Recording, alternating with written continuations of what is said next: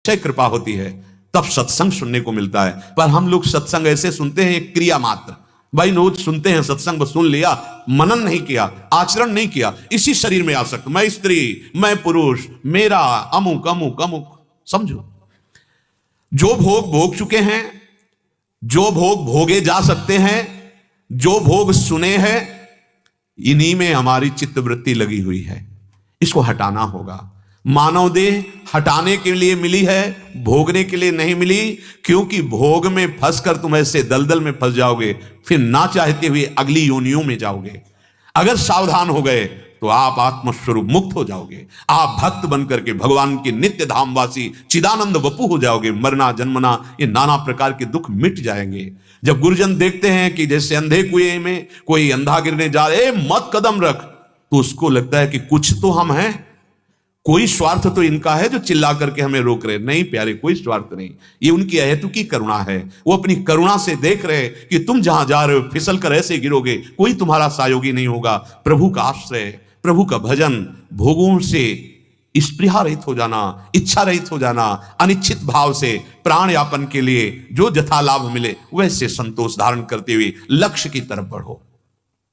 भोग और संग्रह की रुचि रखते हुए कोई परमात्मा की तरफ नहीं चल सकता, भगवान के वचन है।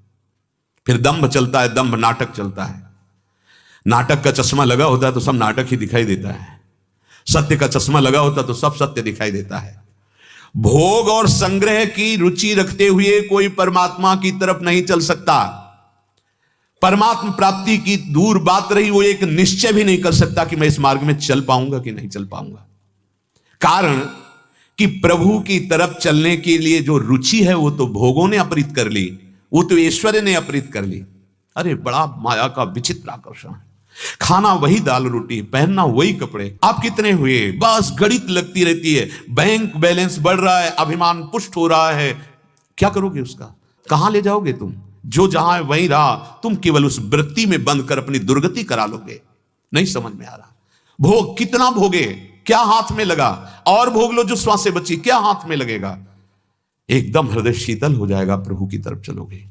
हाँ, जन्म जन्म से हम गलती करते चले आ रहे हैं, फिसलते चले जा रहे हैं, हो सकता है हमसे गलती हो जाए, लेकिन वहीं गिरे पड़े रहना, उसी गलती की पुनरावृत्ति करना, वही हमारा जीवन बन जाना, ऐसा नहीं। ये मानव देह निराश होने के लिए नहीं मिला। बड़ी से बड़ी गलती हो जाए तो सुधार का अवसर है। ये जैसे पीछे श्लोक में वर्णन किया कि उसको वृंदावन भी सहयोग नहीं कर सकता, तो सुधार हो सकता है। हम भावना में वृंदावन के या विश्व के समस्त संतों के चरणों में वंदना करें, प्रार्थना करें कि हे विश्व के समस्त व्यक्त अव्यक्त संतों, मैं नीच अधम हूं, मेरे से कोई मानसिक या शारीरिक या वाचिक अपराध बन गया हो तो आप सब करुणा मूर्ति, माताओं की तरह वात्सल्य रखने वाले, आप मुझे क्षमा करो। निश्चित क्षमा हो जाएगा। बड़े कृपालु हैं संत, बड़े कृपालु हैं। आपको पता नहीं किसका अपराध बना, पर हृदय जल रहा है, भजन में विक्षेप पड़ रहा है, आप ऐसे पूरे विश्व के संतों से मांग सकते हो। विश्वात्मा भगवान का ध्यान करते हुए मन से, वचन से, कर्म से हमसे जो भी त्रुटि बनी हो, मैं अज्ञानी अपराधी जी हूं, हे कृपालु संतों, हे गुरुजनों, आप हमें क्षमा करो। व्यक्त या अव्यक्त जो भी संत भगवान है, बड़े करुणा। आप देखना, शांति मिल जाएगी, आपका मार्ग प्रशस्त हो जाएगा। ये जो अपराध का बोध कराकर तुम्हें बचने की बात कही गई है कि तुम बहुत सावधानी पूर्वक बिना विघ्न की भगवत प्राप्ति कर लो, ये डर के हटने की बात नहीं की गई, उदास निराश होने की बात नहीं की गई। महापुरुषों के वाक्यों के आंतरिक भाव को समझना चाहिए। श्री भगवान कह रहे हैं, जब तक कोई मान बड़ाई में फंस गया, नाना प्रकार के ऐश्वर्य संग्रह में फंस गया, आराम रुचि भोग में फंस गया, तो उसके अंदर यह निश्चय ही नहीं होता कि मैं निरंतर भजन करूं, निश्चय ही नहीं होता कि मैं भगवत प्राप्ति करूं, होता ही नहीं है। क्योंकि उसका अंतःकरण भोगों और ऐश्वर्य के द्वारा अपहृत कर लिया गया है। भोगैश्वर्य प्रसक्ता नाम तयाप हृत चेतसाम। इसलिए श्री भगवान कह रहे त्रिगुण माया का आकर्षण है जो बहुत जल्दी फंसा लेता है। मान जाओ भाई, तुम कभी सुखी नहीं हो सकते भोग भोग के। त्यागा शांति अनंतरम, त्यागते ही तुम्हें शांति प्राप्त होने लगेगी।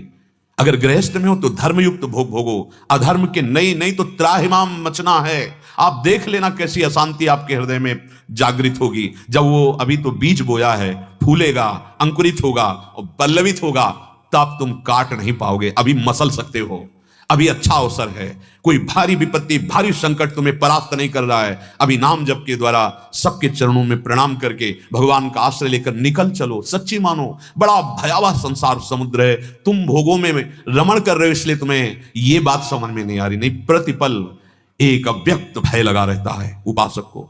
जब तक भगवत साक्षात्कार नहीं होता तब तक वो भय एक अंगरक्षक की तरह रहता है, कहीं भी उसकी रुचि नहीं होती। हर जगह से भय लगता है कि कहीं कोई हमारी वृत्ति को न फंसा ले, कहीं हमारी कहीं वृत्ति न फंस जाए। वो ऐसे स्वतंत्र थोड़ी वृत्तियों को छोड़ देता है, नहीं नहीं, एक चरण रास चित्त मनंत ही से वो सदैव असंग रहता है बाहर और भीतर से, और अपनी एक एक वृत्ति को भगवदाकार बनाता है। या ज्ञान मार्ग में है तो हर वृत्ति का बाध करके स्वरूप में स्थित होता है।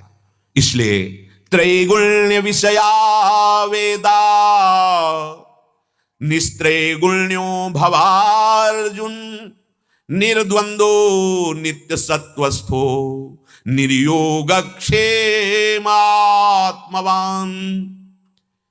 वेद तीनों गुणों का जो कार्य है उसका वर्णन करते हैं। इसलिए हे अर्जुन, तीनों गुणों से तू रहित हो जा, राग द्वेषादि द्वंद्वों से रहित हो जा, निरंतर परमात्म वस्तु में स्थित हो जा, योग क्षेम की भी चिंता मत कर और परमात्म परायण हो जा। स्वयं भगवान कह रहे, वेद भगवान हैं, वेद किसी की रचना नहीं। जैसे वेद व्यास भगवान श्री कृष्ण द्वैपायन जी ने वेद को विभाजित किया है, वेद किसी की रचना नहीं, ये स्वयं प्रकट। जैसे भगवान स्वयं प्रकट, ऐसे वेद स्वयं प्रकट हैं और स्वयं श्री भगवान कह रहे हैं। त्रैगुण्य विषया वेदा, वेदों में कुछ अंश है जिसे वेदांत कहते हैं, जो पर ब्रह्म की अनुभूति के लिए है, आत्म तत्वबोध के लिए। नहीं तो प्रायः तीन गुणों के विस्तार का ही वर्णन है स्वर्ग आदि में। अमुक देवता, इसकी आराधना से ये फल, इसकी आराधना से ये फल। यहां भगवान ही वेद रूप में हैं। कोई भगवान वेद की निंदा नहीं कर रहे, लेकिन जिससे बहुत प्यार होता है उससे ज्यादा फंसाने वाली बात न कह के, बहुत पतला मार्ग है, सूक्ष्म मार्ग है और बहुत जल्दी पहुंचने वाला है, तब बताया जाता है। आओ, अर्जुन ने पूछा मेरा निश्चय कीजिए कि श्रेय किसमें है, क्योंकि मेरी बुद्धि काम नहीं कर रही। भगवान बहुत अर्जुन जी को प्यार करते हैं। कितनी बड़ी बात भगवान कह रहे हैं। वैदिक सिद्धांत भगवान का कानून है। भगवान कह रहे कि देखो, कुछ अंश को छोड़कर वेद के, जिसे उपनिषद कहते हैं, ये स्वरूप बोध का साक्षात स्वरूप है वेदांत। बकाया ज्यादातर देवताओं का वर्णन, उनके द्वारा जो आराधना से प्राप्त होने वाले भोग हैं उनका वर्णन, स्वर्ग आदि भोगों का वर्णन। तो भगवान यहां वर्णन कर रहे हैं परमानंद की प्राप्ति के लिए, परम श्रेय, परम कल्याण, जीवन मुक्त होने के लिए। तो श्री भगवान जीवन मुक्त कैसे होता है? तो बोले वेद के सकाम भाव का भी त्याग करना, अर्थात वेदातीत स्थिति। जैसे भगवान के ही अवतार और भगवत स्वरूप देवर्षि नारद जी जब प्रेम प्राप्ति की बात करते हैं तो कह रहे हैं वेदान्नपि सन्न्यस्ति, वेद का भी त्याग कर दे। वेदान्नपि सन्न्यस्ति, यद्यपि केवल प्रेम और बोध के लिए बात कही गई है, अन्यथा आज्ञा के अनुसार, वैदिक सिद्धांतों के अनुसार चले। जैसे गाय का दूध और चावल का धोवन एक जैसा ही दिखाई देता है, पर जो गाय के दूध का पान करने वाला है वो जरा सा एक बूंद जाते ही पता चल जाएगा, नहीं नहीं ये दूध जैसा है पर दूध नहीं है। जैसे मणि और नकली कांच, हीरा और नकली हीरा बिल्कुल वैसे ही दिखाई देंगे, पर पहचानने वाला पहचान लेता है ये मणि है, ये हीरा है। ऐसे ही आब्रह्म स्तंभ पर्यंतम सर्वम मायामयम जगत, तिनके से लेकर ब्रह्मलोक तक सब त्रिगुणात्मिका माया के द्वारा रचा गया है। पक्का अगर इन लोक लोकांतरों के भोगों का वर्णन है तो यह सत्य नहीं है, यह केवल एक अच्छा स्वप्न है। पुण्य क्षीणे मृत्यु लोके विशंति। इसलिए अपने स्वरूप में होने के लिए भगवान निष्कामता की बात कर रहे हैं, भगवान सत्य स्वरूप की बात कर रहे हैं कि वेदों के उस भाग का भी त्याग कर दे जहां सकामता का वर्णन किया गया है। करुणा करके प्रभु कह रहे हैं कि यदि सकाम भाव में ही विचरण करते रहे तो तुम अपने स्वरूप को नहीं जान पाओगे, क्योंकि स्वरूप में कोई भी कामना नहीं, इच्छा ही नहीं। जो महापुरुष इच्छा रहित होते हैं ना, किंचन मात्र देह भाव नहीं होता तब इच्छा रहित होते हैं। जितना देह भाव रहेगा उतना इच्छा रहेगी। पूरे देह भाव में स्थित होती, इच्छाओं की बारिश हो रही, इच्छा ही इच्छा, इच्छा ही इच्छा, एक उल्टी करो चार खड़ी ही कामनाएं, इच्छा ही इच्छा। भक्त ऐसे ही जब भगवत स्वरूप में स्थित हो जाता है तो शकल कामनाहीन, कोई कामना नहीं, जाही न चाही कबहू कुछ। क्यों? क्योंकि अचाह में स्थित हो गया, परम सुख समुद्र मिल गया। भगवान कह रहे निस्त्रय गुण्यो भवार्जुन, हे अर्जुन तीनों गुणों से ऊपर उठ जा, अर्थात पूरे संसार में तेरी कहीं इच्छा नहीं होनी चाहिए, क्योंकि इच्छा ही तुझे संसारी बना देगी, तुझे नाना प्रकार के भोगों में दुखों में फंसा देगी। इसलिए तीन गुणों के कारण शरीरासक्ति होकर इच्छाओं में हर प्राणी विचरण कर रहा है।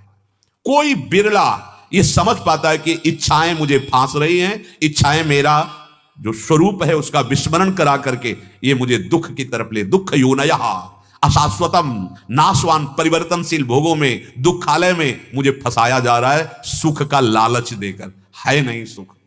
भगवान कह रहे असंसारी बन जा, सुख की इच्छा का त्याग कर दे, यदि परम श्रेय परम कल्याण चाहता है।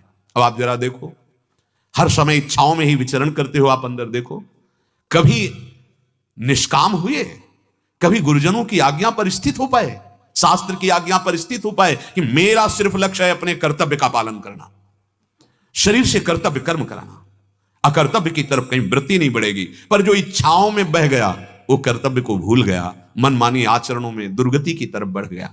श्री भगवान कह रहे निर्द्वंद्व, संसार शरीर से ऊंचा उठा हुआ महापुरुष ही निर्द्वंद्व हो सकता है, नहीं तो मान में हर्ष होता है, अपमान में सुख होता है। मान अनुकूलता प्रशंसा में सुख होता है, अपमान निंदा तिरस्कार में दुख होता है। यही संसारी हृदय का लक्षण है।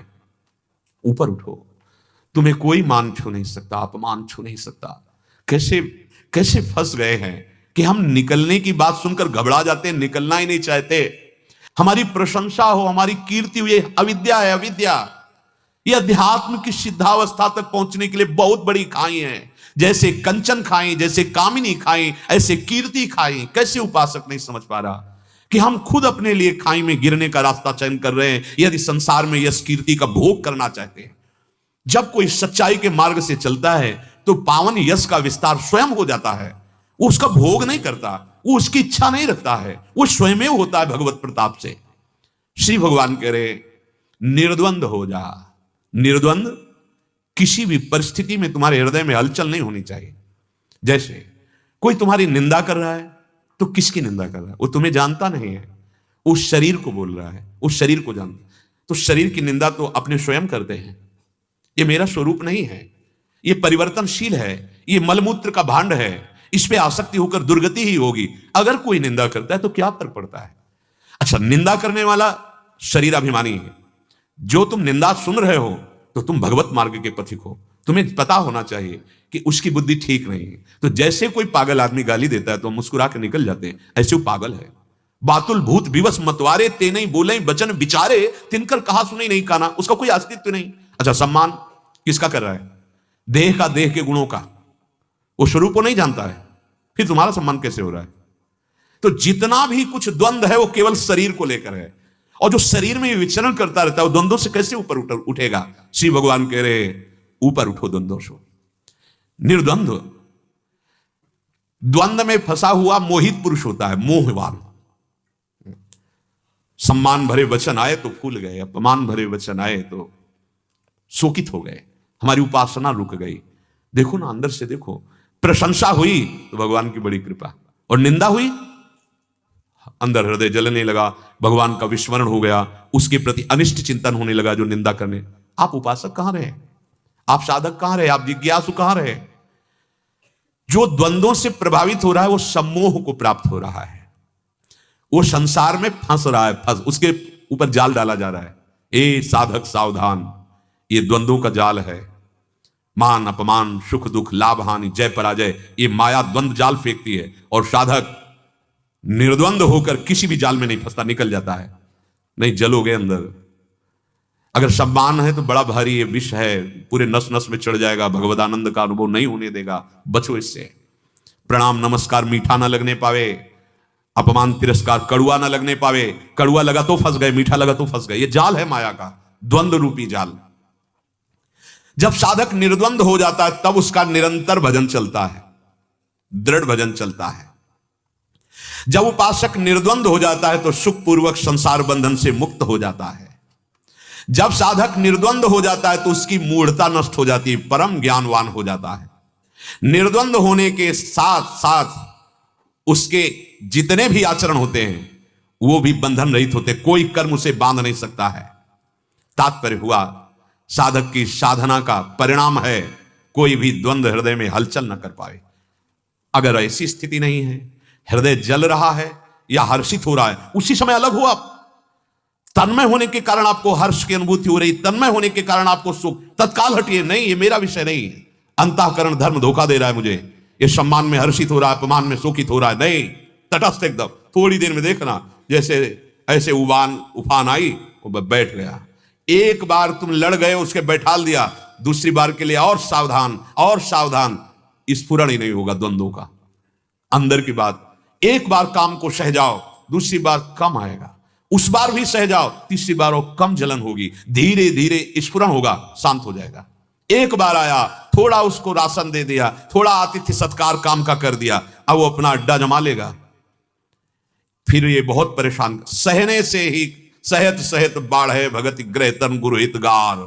सह वही सकता है जो गुरु को समर्पित उनकी आज्ञा के अनुसार चलता है, उसके हृदय में भाव बढ़ने लगता है, चाहे वो ब्रह्म भाव हो या भगवत भाव हो। अगर संसार में किसी भी वस्तु व्यक्ति से तुम्हारा अपनापन होगा तो तुम्हें दुखी होना पड़ेगा, पक्का होना पड़ेगा। छाती की बात कहते हैं।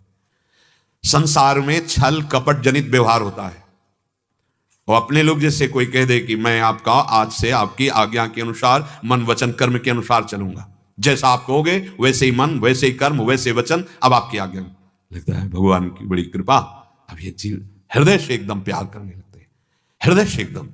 चिंतन के बिना उसमें उत्थान होगा नहीं, तो चिंतन, उसका चिंतन, अब वो छलिया कपटी कपट कर। अगर दुख का कहीं भी हृदय में आपके स्फुरण हो रहा तो आप अपने सिद्धांत से चूक गए। कोई भी अपना नहीं है, मेरे तो गिरधर गोपाल दूसरो न कोई। किसी भी व्यक्ति से, किसी भी वस्तु से, किसी भी पदार्थ से जब तक साधक अपनापन रखेगा तब तक उसे दुखी होना पड़ेगा, ये लिख लो, पक्की बात है।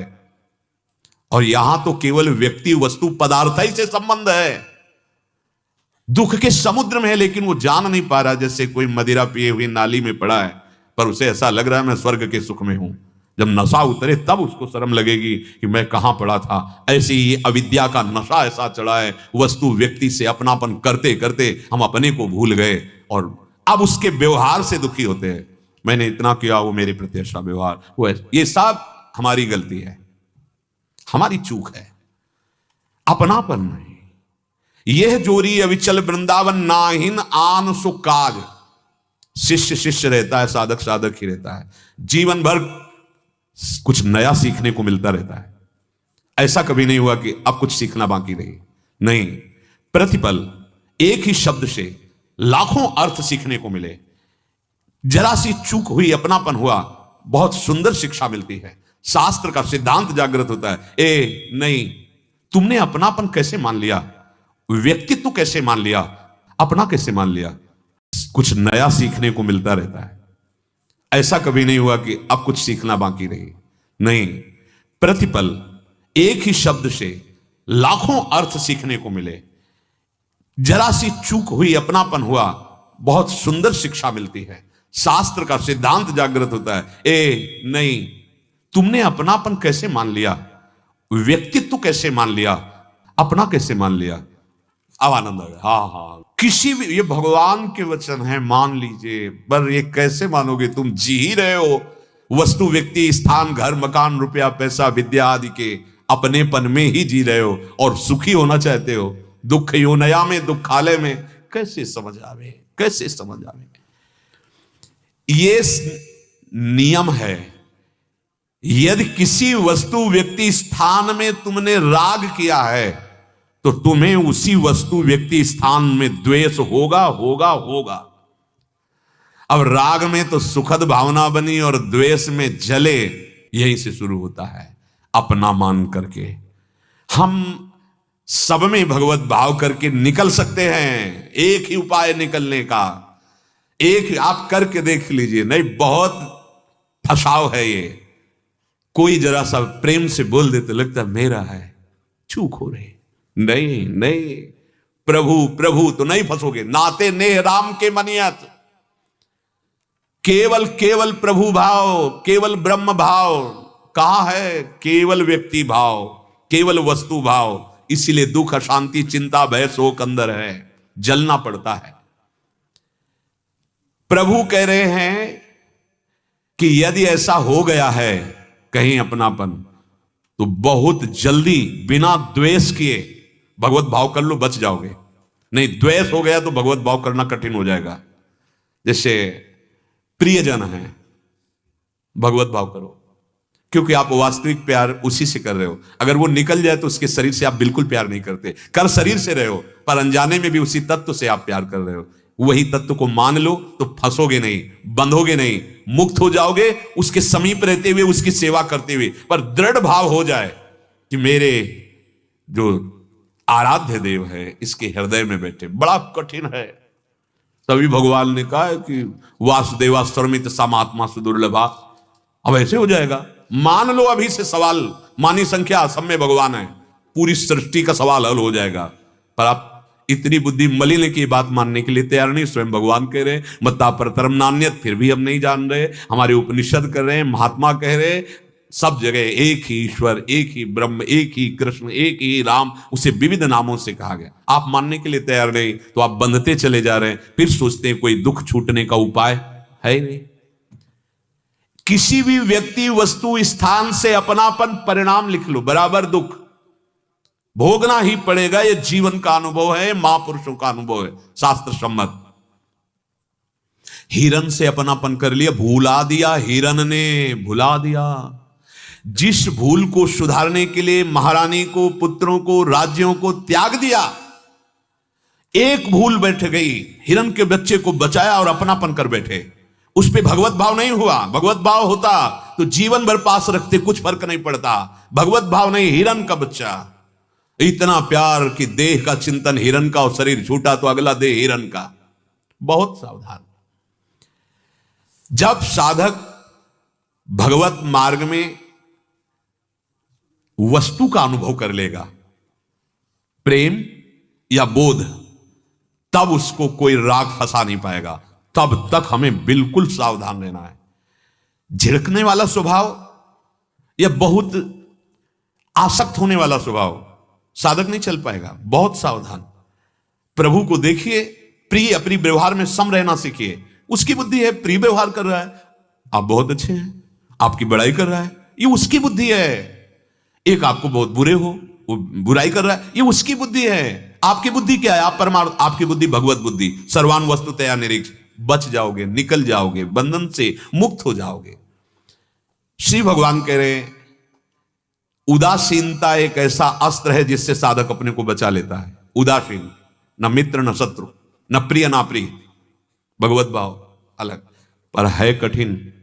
जब कोई अप्रिय बात होती तो हृदय जलता है नए साधक का। आप उस पर तटस्थ रहिए, भोक्ता मत बनिए। जलन हो रही, आपको अनुभव में आ रही, पर आपको व्याकुलता वो पैदा ना करने पावे। व्याकुलता तभी पैदा होगी जब आप उसमें तन्मय हो जाएंगे। व्यथा होगी आपको, पर यम ही न व्यथ्यन्ते ते पुरुषम पुरुषर्षभ सम दुखा सुखाधीरम सुमृतत्वाय कल्पते। वो अमृत पद में विराजमान हो जाता है। कौन? व्यथा तो हो रही है, पर यम ही न व्यथ्यन्ते ते, उस व्यथा से पराजित नहीं, शांत है, शांत है। अंदर से विचार कर रहा है, ये मन ने पाप किया है, असत चिंतन किया है, भोग भोग। उस समय समझाया जा रहा था, नहीं समझ, भोग जल। अब तो मेरे में जलन नहीं, ना किसी से कहो, ना आपके ऊपर कोई फर्क पड़ने पावे, व्यथित ना होने पाओ, होने दो व्यथा। देख लेना ऐसे महान स्थिति में पहुंच जाओगे कि व्यथा छू ही नहीं पाएगी।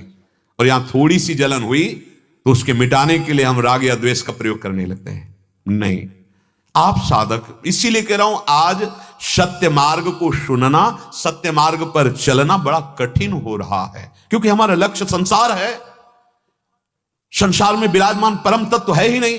तो हम क्या करते हैं? वही करते हैं जिससे संसार की पूर्ति होती रहे, रागात्मक या द्वेषात्मक भोग या ऐश्वर्य, मान या सम्मान। इसमें क्या, इसमें साधना किस बात की हो रही? सम सम एक लेवल पे आ जाओ और दूरे सृष्टि आदि वार्ता और अपने स्वरूप में स्थित। भगवान बड़े करुणा करके कह रहे हैं, जब तुम निर्द्वंद हो जाओगे, निरंतर अपने स्वरूप में स्थित रहोगे, तो तुम्हें कुछ नहीं चाहिए, पक्का कुछ नहीं चाहिए। जैसे बहुत बड़े सरोवर की प्राप्ति हो जाए तो छोटे छोटे गड्ढों की आवश्यकता नहीं होती, ऐसे ही अपने स्वरूप में स्थित हुए को ब्रह्मलोक का सुख गड्ढे के समान समझ में आता है। जैसे भगवत प्रेमी महात्मा को ब्रह्मादिक के भोग सब विषम लागत आए, एक बार कमर कस लो, एक बार निकलो इस दलदल से, उस आनंद की थोड़ी सी अनुभूति होने दो, ये सब हटा देगा। ध्यान से सुन लीजिए, कुछ बने ना बने, समझ में आवे ना आवे, जो तुम गंदे आचरण जानते हो, प्रार्थना है मत करो। जो तुम्हारे अंदर गुरुदेव बैठकर प्रेरणा कर रहे हैं कि ये गलत बात है, उसे मत करो। नाम जप करो, भगवद आश्रय गुरु आश्रय ले लो, ये मन आकर्षित करेगा, बुद्धि आकर्षित करेगी, इसकी बात मत मानो जो शास्त्र और गुरु के विरुद्ध हो, तो आप आगे बढ़ जाओगे। सत्य कहते हैं जिसे भगवत प्राप्ति का जो मार्ग कहते हैं, वो अंदर प्रकाशित हो जाता है, ऐसे दिखाई देता है। ये चलो, ये जो तत्वबोध का मार्ग है वो वाणी से वर्णन, वो तो चंद्र शाखा न्याय की तरह अंदर प्रकाशित होता है। गुरु कृपा ये मार्ग है, ये मार्ग है। हर समय वो सावधान रहता है। बहुत बढ़िया अवसर मिला है प्यारे। प्रमाद विद्या के आकर्षण में फंस कर जन्म नष्ट मत करो। जितना बने अपने समय को सत्य चिंतन में, भगवत चिंतन में लगा दो, जीवन कृतार्थ हो जाएगा। शिष्य जागे। श्री राधा वल्लभ लाल की।